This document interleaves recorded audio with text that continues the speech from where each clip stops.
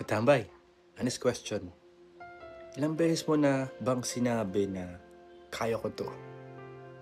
Kahit halata namang hindi mo kaya. Yung tipong naliligaw ka na pero ayaw mo magtanong. Kasi sabi mo, may pride din ako. Hay, minsan hindi hirap ang kalaban. Ego. Diba? Totoo.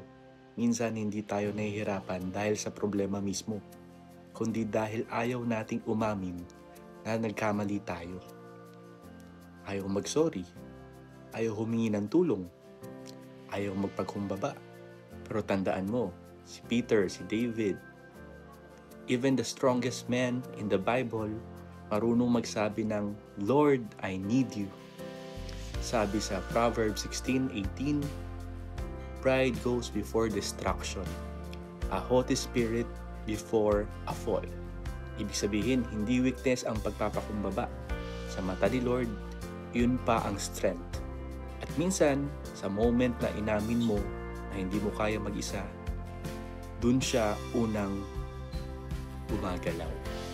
Kaya katambay, kung hirap ka magsabi na sorry o tulong, lalahanin mo, hindi ka bawasan ng pagkalalaki o pagkababae o pagkatao mo iyon. Nadadagdagan pa nga ang wisdom mo. Humility doesn't make you smaller. It makes room for God to work. And sometimes, the strongest step you can take is to bow down first.